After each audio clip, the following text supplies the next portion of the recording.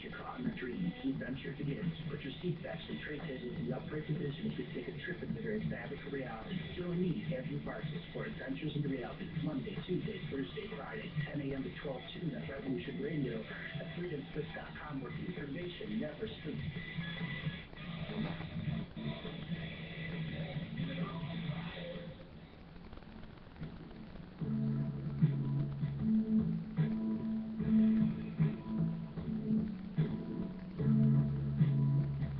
Is your data safe? Do you have the necessary information to assist you in confidently living through just about any survival situation? Survival from gardening, off-grid living, medical knowledge, or even natural or man-made EMPs on your list of personal concerns? You have your documents and your personal information in a safe place in your hands, but you know where it is. Well, check out our preloaded EMP-proof thumb drive. Over 3 gigs of survival documents and how-tos, plus the USDA offline food preservation website, and much, much more, including a surprise bonus we just can't tell you about. With plenty of room left over to store your most important documents. Imagine if a megavirus or a computer failure took out your bank, or all the banks for that matter. Are your banking records safe in your hands? So when they get things fixed and repaired, you can say, hey, look, this is what I had. You have it, I want it back. Is your personal data safe? Family records, addresses, phone numbers? Squeeze on over to freedomslips.com. Yes, that's www.freedomslips.com. Click the banner on the homepage for the EMP-proof bullet drive. Get the full scoop of everything that we offer. So, folks, keep your data safe for your peace of mind. Revolution Radio, freedomslips.com. You don't need to expect us. We're already here.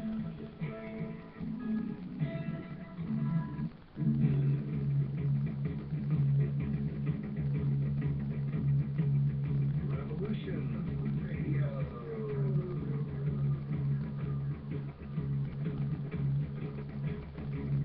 You're listening to Revolution Radio, freedomslips.com, 100% listener-supported radio, and now we turn you to your host.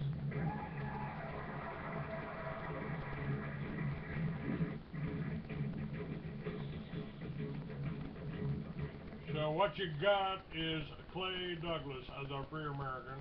My guest today is Michael Tillinger, coming to me all the way from South Africa. Hello, Michael. How are you? Hello, Clayton. I hope you can hear me loud and clear. I had to stop over on my way home to do this interview with you because we weren't going to make it home in time. Well, I appreciate you making it here. I've really been looking forward to talking to you and having you on the show. And I'll invite you back because the span of history we're talking about goes a little bit over the last 5,000 years.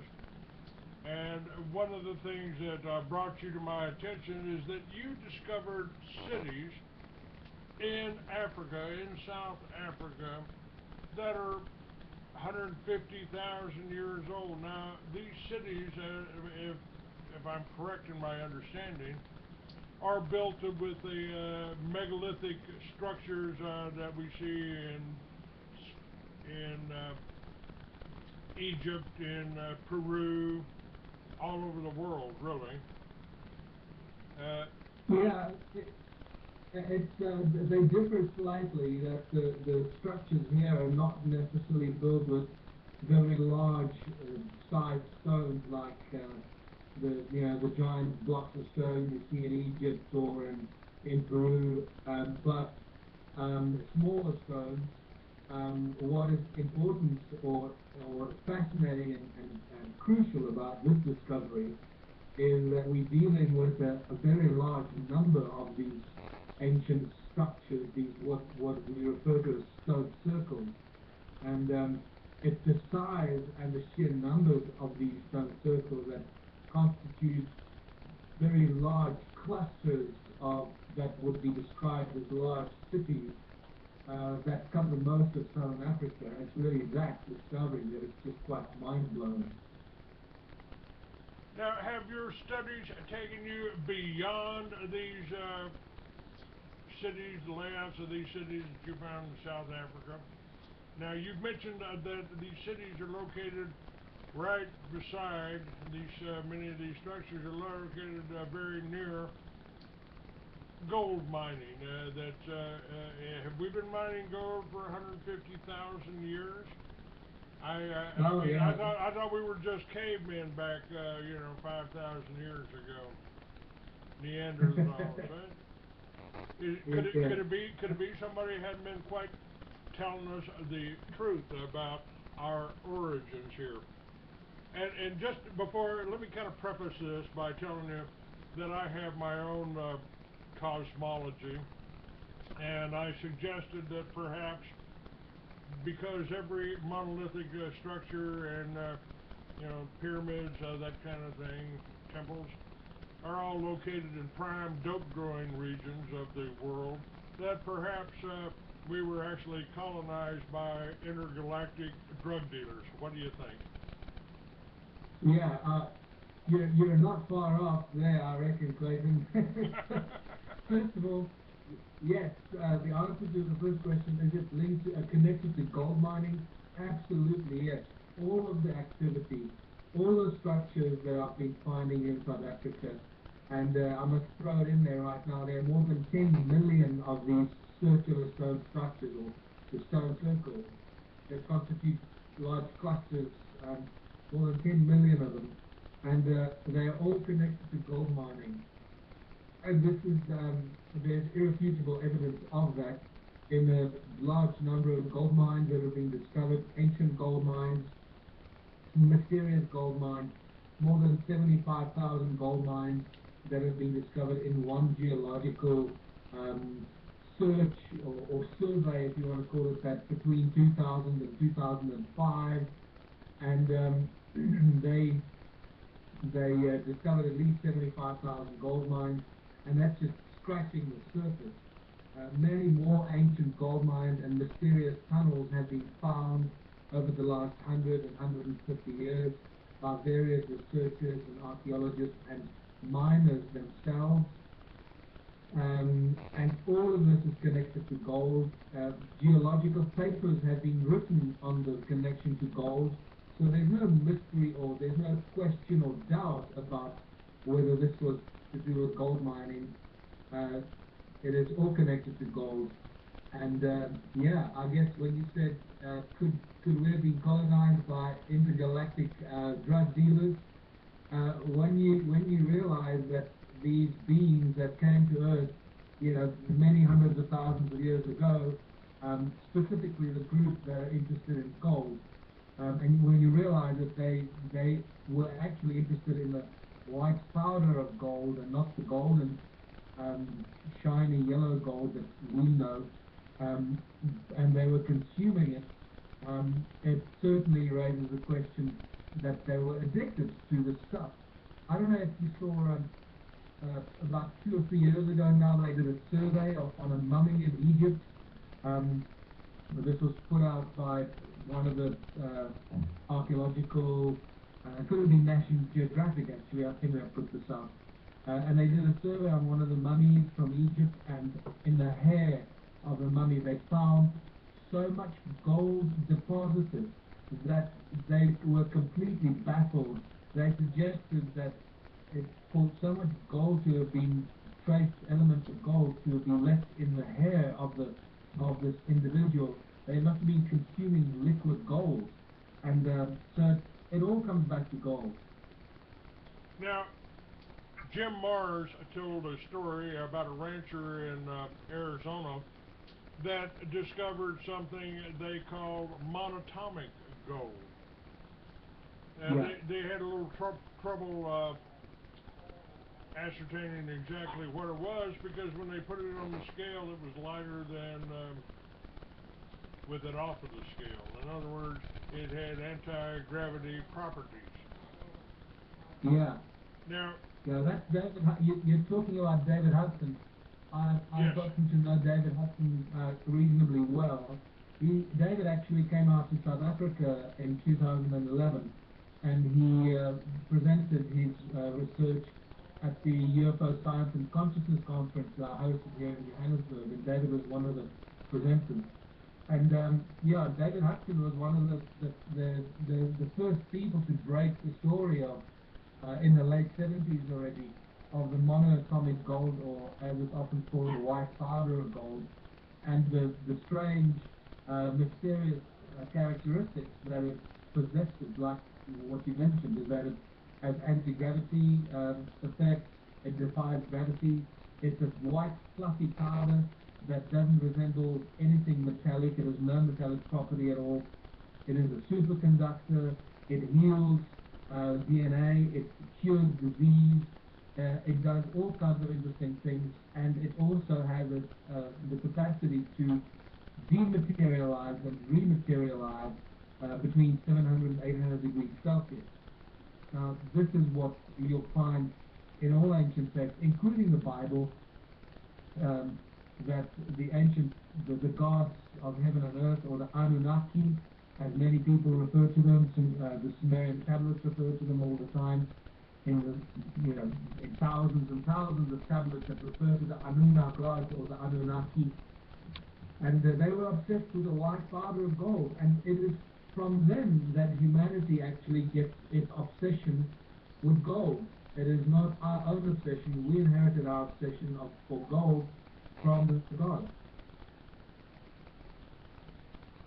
All of the gold today, and I'm a little skeptical even about suggesting anybody invest in gold, because anytime they raise that little flag over there on the Rothschild's table in the city of London, and they can raise the price of gold or drop the price of gold, can't they? Oh, absolutely. But at least if you've got gold in your hand, you've got something physical. If you've got money in your hands, it's just a piece of paper. Or the worst thing you can do is to have money in the bank. As you know, that money may be there today, but tomorrow there could be absolutely zero. Like what they did to the poor people in Cyprus just recently in March. I know a fellow that had 22 million pounds in his bank account in Cyprus. The next morning he woke up and he had absolutely nothing. And that's unfortunately what's going on with the banking families that have just taken control of our lives. Most people don't realize we're in a war, and they really have enslaved us. I think nothing's changed in 150,000 years. They're still using us using our labor, putting us in jail, bringing the drugs into the country, selling them to us, and then arresting us for it, so they can make us into more slave labor. Now let me ask you this. Now you're in South Africa, and I remember when the movie theaters started doing their best, the movie companies, movie making companies, did their best to demonize white South Africans. And today Mandela, a terrorist, is making all the front page news magazines here. What happened when the shift was made? I mean, I just had on a former fighter for Rhodesia, which became Zimbabwe. They've killed, we know that they've gone out and murdered farmers in Rhodesia, and we've heard stories of them doing that in South Africa. I've said anytime a communist regime takes over a country, they go after three classes of people in order. The farmers first, because they don't want you being able to feed yourself.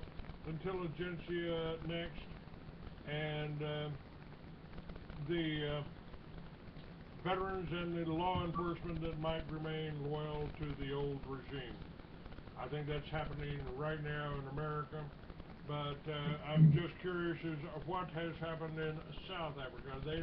I was just talking, the first half of the show, I was talking about people trying to escape from America now, and my question is, where you're going to go? They don't call it the New World Order for nothing. Tell me about South Africa. Well, South Africa is very quickly being turned into the playground of the Illuminati. It's very obvious everywhere. They're turning it into the new United States of Africa, the new, good, glamorous place to be. And and trying to take control of everything that moves and doesn't move. From Monsanto trying to take control of all the farmlands and genetically modified food supply, to the bankers and the banking families taking control of all industry and the road system, through setting up toll gates on all the major arteries, the roads. It's very obvious that South Africa is being set up as the new stronghold of the banking families and the Illuminati. It's very obvious. But at the same time, there's a lot of activism going on in South Africa. I'm one of the, I guess you can call, the leading activists in this country at the moment. You can call me that. I've been active for a number of years now. Well, all my life, first of all, against the apartheid regime, and then when that fell, I realized that it was just replaced by another dictatorship, which is just the bankers took over. It's also important to recognize that the apartheid regime of Dr. Hendrik Verwoerd, who is often demonized as the architect of apartheid, he wasn't killed and assassinated for the deeds that he was committing under apartheid. He was assassinated by the bankers, just like JFK was, because he privatized the money. He didn't use the bankers' money, the Rothschilds' money. He was using money printed by the South African government for the South African people, and wasn't using privately printed international banking money. And for that he was assassinated, because at that point South Africa was the strongest economy in the world and playing its own game. They weren't playing according to the rules of the Rothschilds and the Rockefellers. And that's why they took Hendrik Verwoerd out of the equation and replaced him with a figure puppet that would play the Rothschild game, and immediately started issuing central bank, reserve bank money again. And the same way that happened with JFK, when the JFK issued the United States bill, he was taken out 6 months later, and very quickly the United States bills were removed from the equation. I carry one of those in my pocket. It's getting a little bit worn now in my wallet. Just to show people what real money looked like. We had it at one time. What we're facing here are the international banksters. And these are the same people. They hide behind the Jewish people because Israel is simply a safe country for criminals, for war criminals, world criminals. And that was started by the Rothschilds. That was the Palestinian people were given away.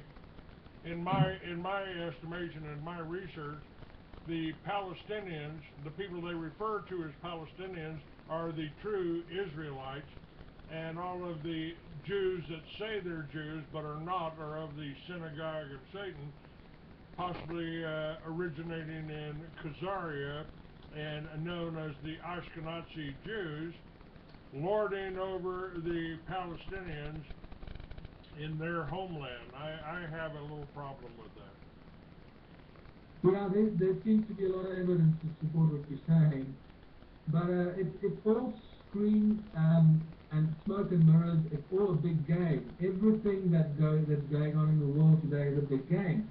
And what I find fascinating is that once you start looking at the vanished civilizations of Southern Africa and the gold mining, the vast gold mining empire that was left, that I've been exploring here and putting the pieces of the puzzle together, you start finding the origins of what is going on today and how far back we can actually trace this manipulation of the human race. And that is what's really exciting, because very quickly we are starting to see a detailed picture emerging of who we are, where we come from, and why we're here as a species.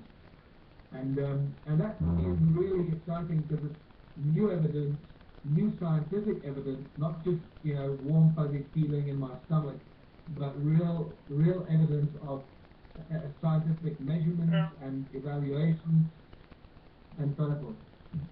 I want to let me see if I can pull this up here. Years ago, almost 45 years ago, I wrote some short stories, wrote some books about a civilization that we term Atlantis here. And I came to the conclusion that the people that inhabited Atlantis were very, very scientifically advanced, that they had global transportation. I guess that's the only way to put that. They had flying machines that could traverse oceans, and they were able to. They had a technology that we can't match today because they could lift rocks that weighed tons, shape it in a way that we can't do today. We can't do today. And what I said in the screenplay that I did here was that thousands of years ago, the Earth was a different place. A race existed like no other. Theirs was a technology far ahead of the levels we know of today. They faced a disaster similar to that which killed the dinosaurs. They sent their people out into space. Only a few brave souls stayed to help the less advanced inhabitants of this planet rebuild. They were genetically advanced men, almost immortal, incredibly powerful, telepathic, and able to manipulate matter with their minds. They were known as gods, angels, warriors, and demons among the survivors of our planet's close encounter with the galactic intruder.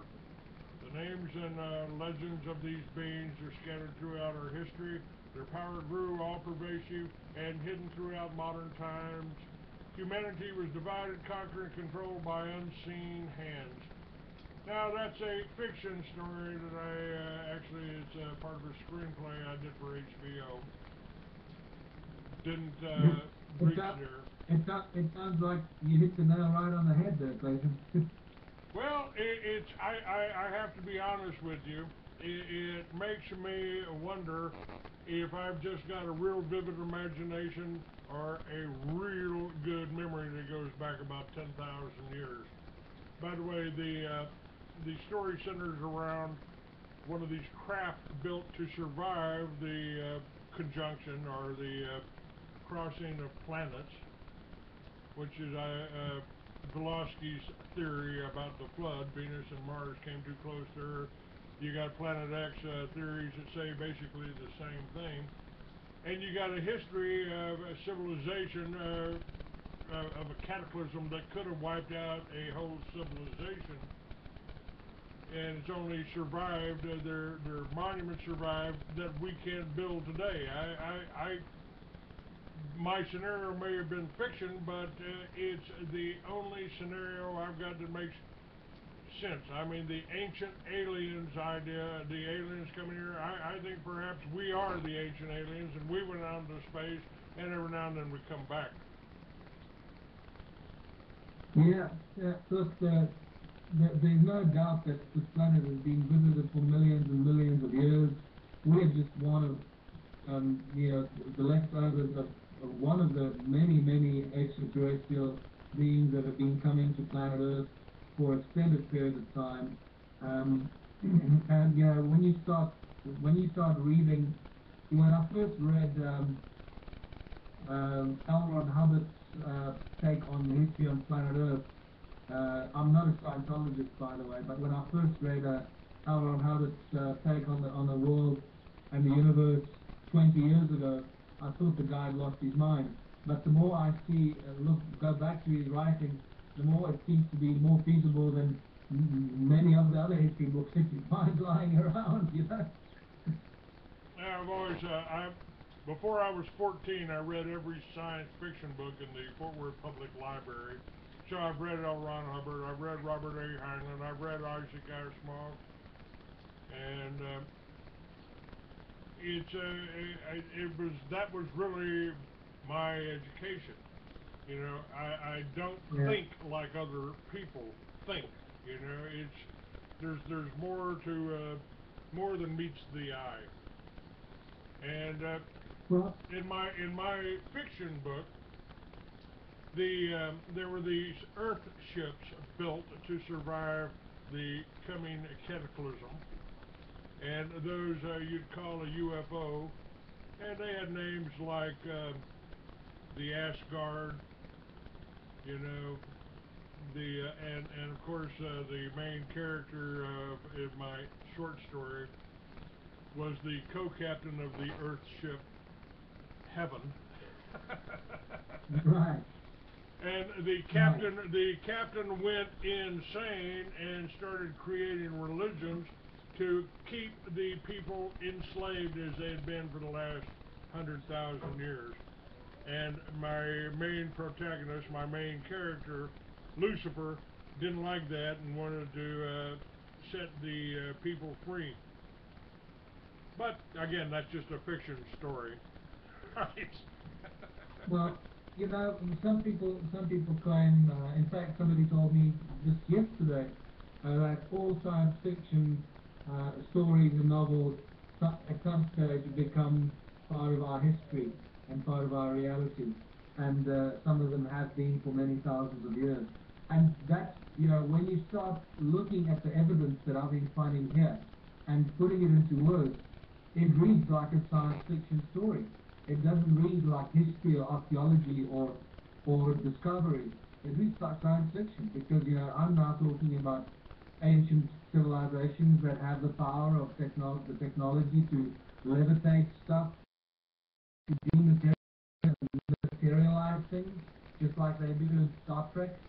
Building, like, that's really what Adam's calendar is all about. Adam's calendar is a giant vortex and a portal, and just a place where you can dematerialize and beam up things into wherever you want to beam them to, just like you do in Star Trek. There's also doorways. It looks just like a doorway cut into solid rock in Peru. And yes. the legends go back that was a door. They went through a door to another plan. And I've also said the whole idea, the reason they got such a top secret, men in black about the UFOs is they don't want you to know that we could have lunch on the moon, be back in time for supper, and not use a drop of gasoline. Well, exactly, because remember, we are the slave species, we are the slave race, and every effort is made to keep us enslaved, and that's what they do very, very successfully with the monetary system. It's nothing more than a slave system. So the sooner we get rid of the monetary system and realize we don't need money to excel and to have abundance, the quicker we'll attain that state.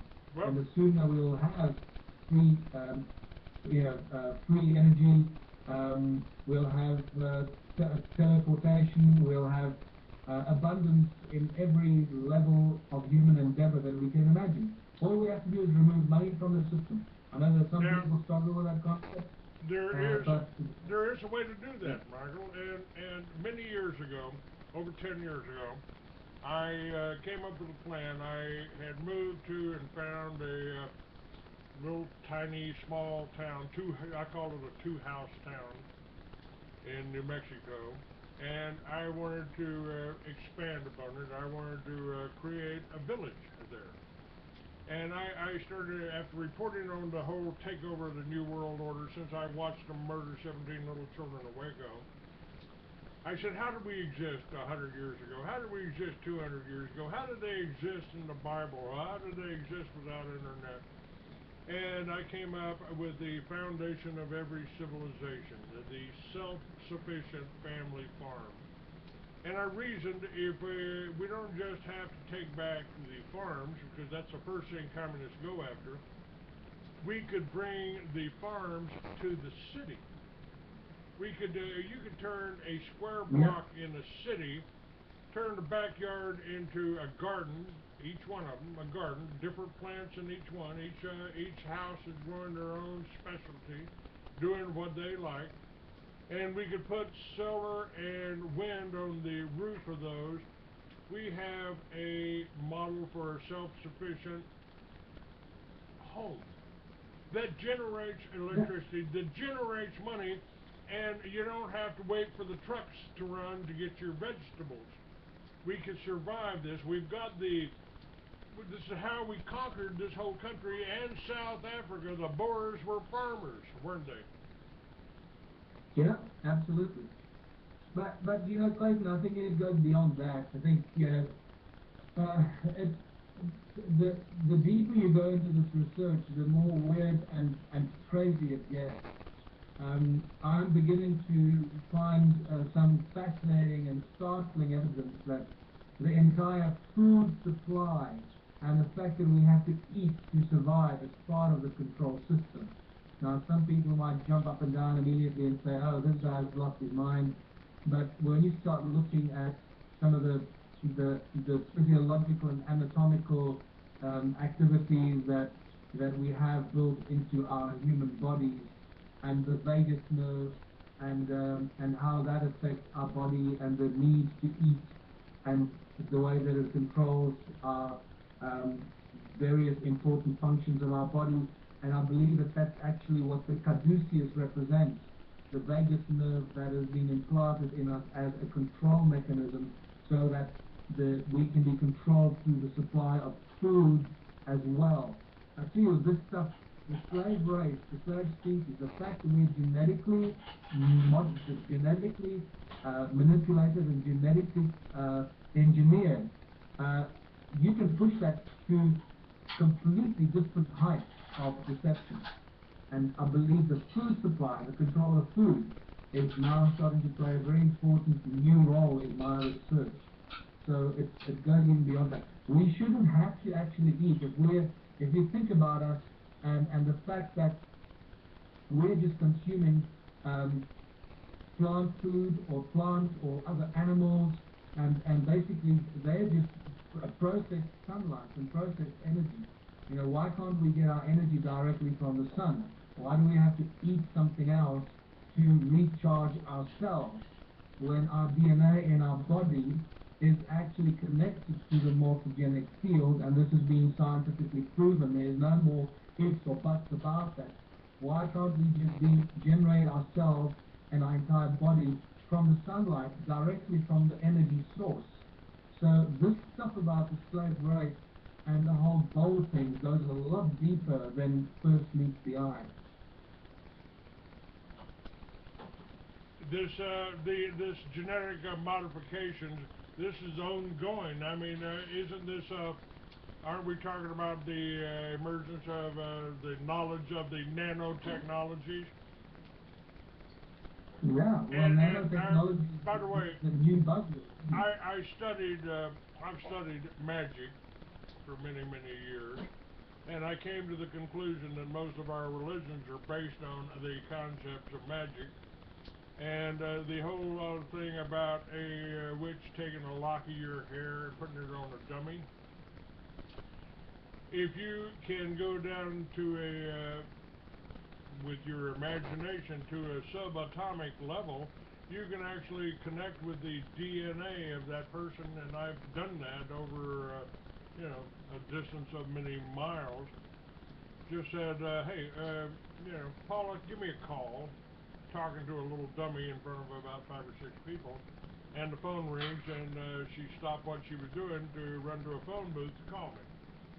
So this is it's science. It's really a science. I mean, they tell you that we've got unique DNAs, then we should be able to communicate with each other over great distances.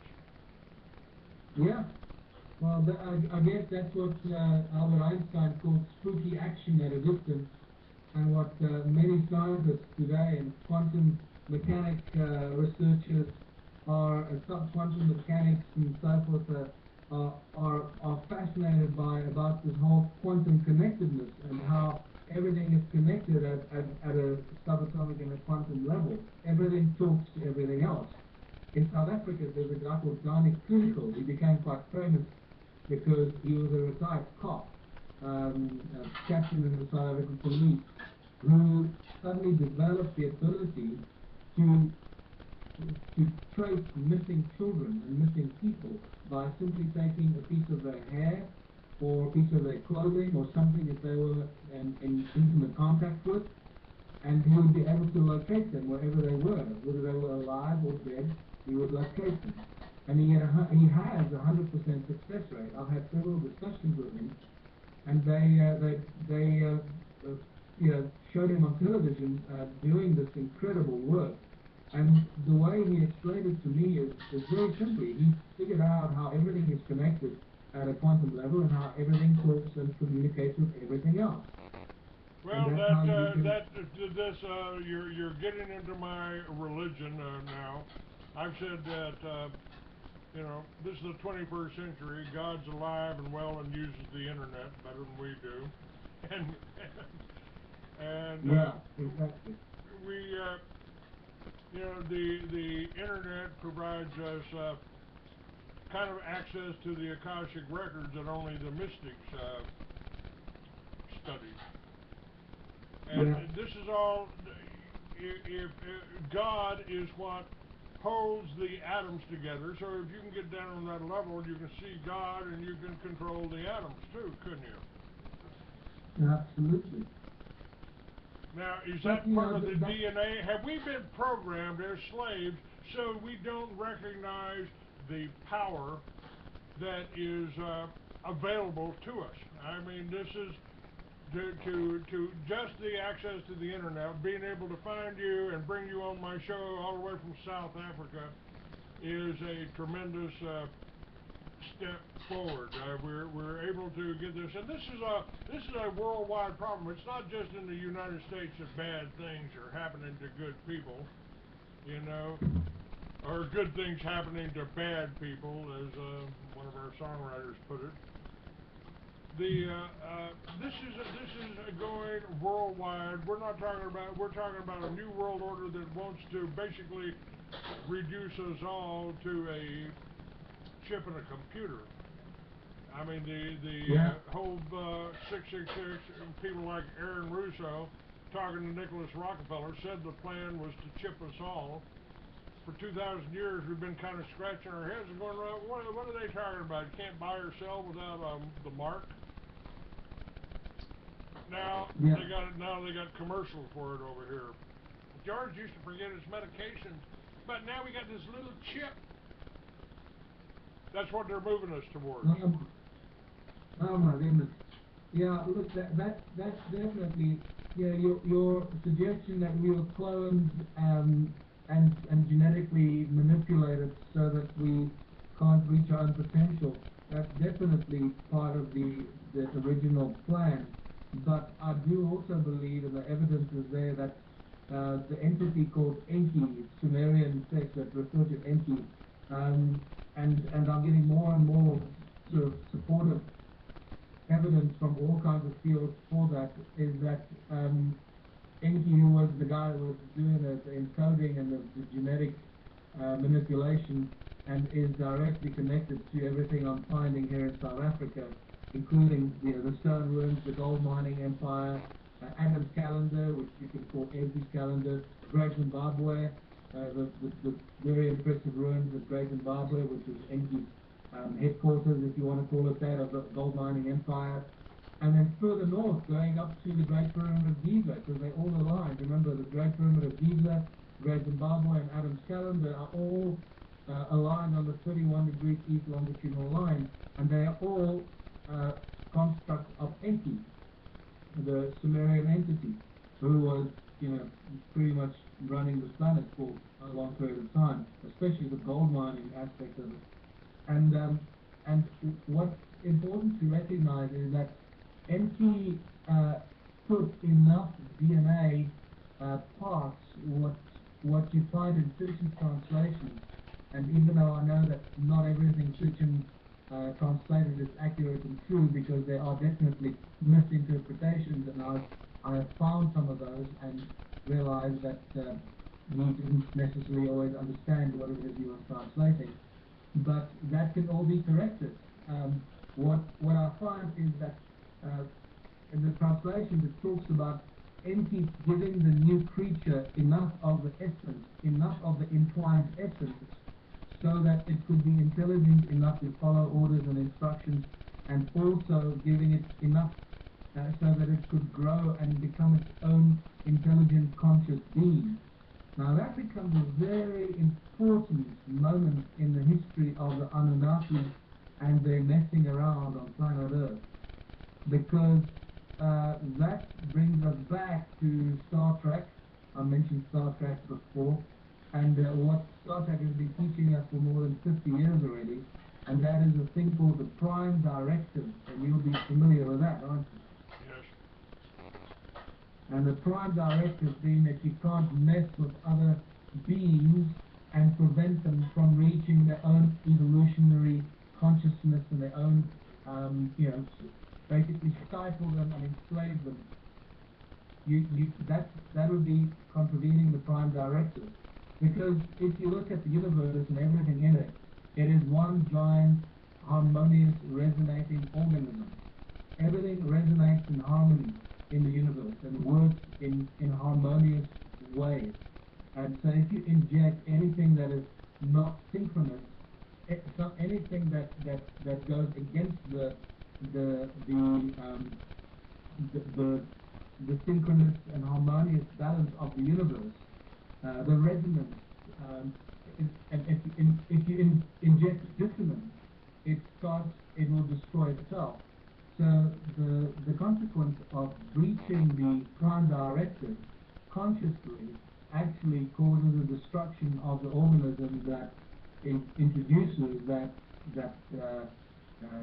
alien element, if you can call it that. It becomes really interesting once you start looking at it from a resonance perspective, and since the universe and everything that makes sense to me. The Prime Directive for the negative forces, what do you want to call them? Whether they're Nephilim, whether you call them Zionists, whatever, or communists, whatever. They inject chaos. They want you to be afraid. If you're fearful of them, if you believe they're more powerful than they really are, then you've given your control over to them. Absolutely. And that's what the chaos theory of the New World Order is to create that. When you throw the chaos in, people, their minds can't work. I've often said I don't know whether it's from the educational system dumbing it down or the drugs that Americans are being fed. I mean, we are being fed more drugs than any other country here, and we're not talking about heroin or cocaine, we're talking about pharmaceuticals. Every other commercial on television is for a pharmaceutical or a gas burning car. This whole thing about going back to the land with the leftovers from your local Burger Kings. You could power a diesel powered vehicle. You could grow your own food. You could put now talk about the energy. It's a crime in America to build a magnetic generator. They won't give you a patent on it. They call it a perpetual motion device. They say it don't exist, and yet they're building them in Australia, stackable.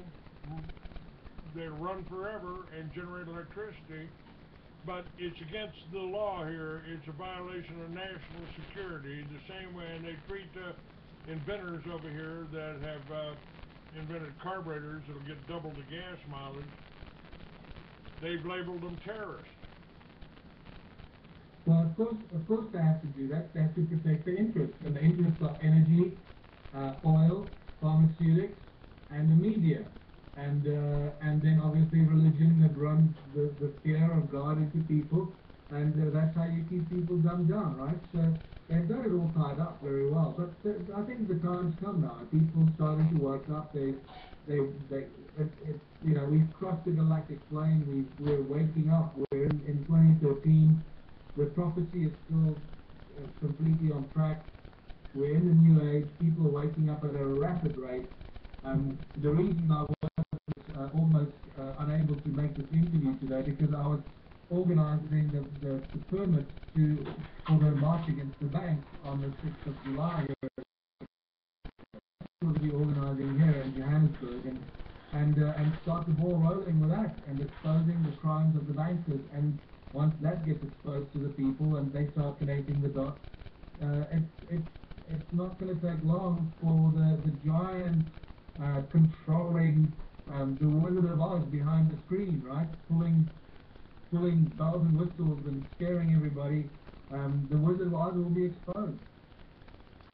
It's interesting. I had a lady that was really a fan of the Wizard of Oz. She asked me what I thought about it. I said, well, I think it's amazing that a guy 100 years ago knew what was going on today so well and described it so well. But Yeah. now how the media is controlled by the Jews, by the Zionists, by whoever's back there, whoever. They brag about it in Hollywood. They brag about controlling the movies, and they control the ABC and Walt Disney and all of that stuff. So what if they've got control of the media and they've got control of our Secret Service, our CIA, our FBI, and FBI is just they're using them just to go out and murder people now rather than bring them to trial. But how do we combat that? I mean, this is programming again, being drugged, being on Valium and all this. I mean, it's you don't know. Walk into Walmart, tell me who's sober there. Well, the way that I propose in my new book, which deals with the African system of Ubuntu, I call it Ubuntu Contributionism, Blueprints for Human Prosperity. It's due for release in the next 2 weeks, hopefully, with my tour to the United States. I propose that we do what you were talking about earlier. First of all, we've got to stop using the money that is being issued to us by the central banks and start implementing the interim steps that will slowly but surely, or hopefully as quickly as possible, take us into a situation where we don't need to use money at all, where we rather use our talents and our God-given talents and our acquired skills to create abundance on all levels. So the moment we stop using the money that gets given to us by our corrupt governments and the bankers that control them, then they have no more control over us. So we've got to find ways of stop not using their money and finding alternative ways of surviving and creating abundance amongst ourselves, the people.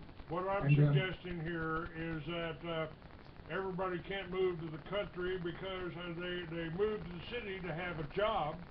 If they still got a job, stay in the city and bring the country to you. There ain't no reason that backyard can't grow some good old ripe tomatoes, good old Texas tomatoes, as easily as you grow that crabgrass you're watering. Oh yeah, I agree with you totally. But there are other things as well that I believe are inevitable. Sooner or later the banks will fail because sooner or later the people will realize that their money held in the bank is not safe. And they will go to the bank and try and extract their money. And at that point, the banks will close their doors because they don't have the money. And at that point, what we can do, if we're smart enough, we anticipate is we can declare these banks bankrupt and defunct and close them. Have them legally foreclosed using the legal system that is being used against us, use that legal system against the banks. And if the banks are closed and foreclosed because they don't have any money, that presents an opportunity for the people to create a new kind of bank, like I guess something similar to what happened in Iceland, and create a people's bank that issues money issued by the people for the people, that is tax-free and interest-free, that is used as a tool to create wealth and to create abundance and growth among the people, which will allow people to then leave the cities, move into the beautiful countryside that they choose to live in, the communities that they choose to live in, and each one of those communities whether they are suburbs in a city or small towns or villages, the people take control of their own well-being and start their own whatever it is that they do. It's called barter. It's called the barter system. We don't have to change dollars. You got a tomato. I got some good rope here that we made out of our hemp. And we're really got to change a set of thinking. I mean, we have been programmed. They don't call television programming for nothing. You know, from Ozzie and Harriet to Miami Vice, you've been programmed for a certain type of existence. You know, make your box or make your chicken coop look good. You know. Yeah. I've got to just correct you there, Clayton. I don't think we need to go to barter. This is exactly where my Ubuntu contribution system differs with everything that we've ever experienced. The mantra, the 5-point mantra of the contribution system is, it's exactly what it's called, contributionism. People contribute their skills and talents towards a greater pool that benefits everybody. It's got nothing to do with barter, because bartering leads to control. Again, unfortunately, it's a flawed system. Okay. So contributionism is, the mantra is no money, no barter, no trade, no value attached to anything greater than anything else, because each one of our contributions is and should be equally valuable. And finally, a system in which everyone contributes their God-given talents or their acquired skills to the greatest benefit of everyone in their own community. If you apply those 5 points, you will have abundance beyond your wildest belief. What we have, as far as our framework, to set up a way for us to cooperate. I mean, you're absolutely right about this. Most of us today don't know who lives next door. We don't know what they do for a living. We don't know what they are. We don't know what their talents are. We don't know nothing about them. We just keep to ourselves. And so we can't cooperate if we do that. What I'm looking to set up is similar to what Oklahoma has set up, and that is a co-op unit. I mean, everybody contributes. You got a value set on whatever it is you contribute, and people buy together. They get their staples, their tea and their coffee and their sugar at wholesale plus 10. Some kind of system like that. I mean, the Oklahoma's already got all the paperwork for it, so that could save a lot of time. But the gentleman I had on yesterday has a law firm that takes cases pro bono, and he said we should have a right to grow our own food. If they're trying to stop you with a neighborhood association or a zoning ordinance, you can beat that, folks. Yes, and that's throwing every possible law at us to try and prevent you from growing your own food, because they want Monsanto to control that, and they're doing a pretty good job of it. But I think that's turning as well quite quickly. You know, this is really what it comes down to. Once communities become self-sustained, self-reliant, they're generating their own free energy. They're growing their own food. They're building their own building materials. They're developing their own anti-gravity devices. They've got their own everything that you can imagine, and they start making that available at a fraction of the cost to the surrounding communities. The moment you have one community like that in place, that's what I call the seed community of contributionism. It is impossible for other capitalist communities around such a community to survive unless they adopt the same model. Because what will happen is, once the people in the contributionist community have provided all the needs for themselves with very little cost at all to themselves, and then they make the rest of what they produce available at a fraction of the cost to outsiders of their community and their neighboring towns, all the neighboring towns will come and buy their stuff from the contribution community, which means that they will not, the neighboring towns' economy will collapse. They're not going to be able to continue a capitalistic system. This is what I want to see. We are in a war, Michael, and this is the way we fight it. Intelligently, not violently. I don't want to be reduced to their level. One of their problems about fighting evil is how do you fight it without becoming evil? And I think you've got one of the answers here. I want to have you back. Well, thank you so much, guys. It's been great talking to you, and all the best of luck with what you guys are doing out there. Look forward to seeing you in the USA very soon. I'll All check right, out sir. my website where I'll be Give out your website. All of that's presentations. linked. All of your books and everything is linked on my site, freeamerican.com. We'll keep it right there.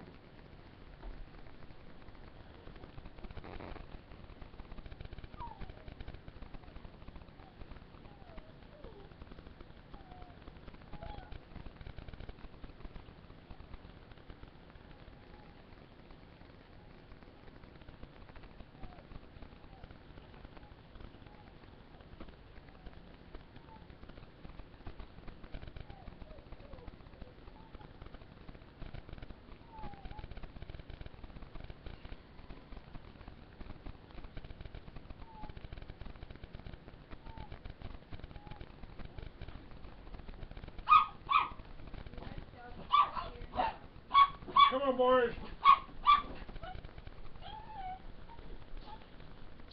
Let me let the pest inside here.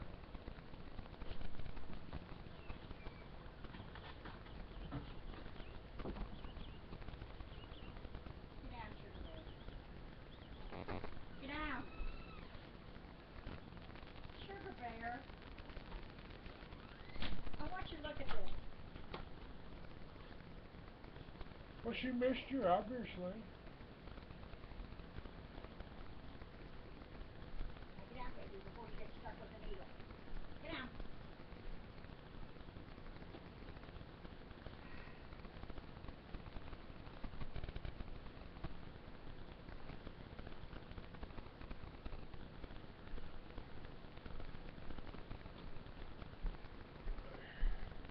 Thing down here. Where I That is pretty interesting.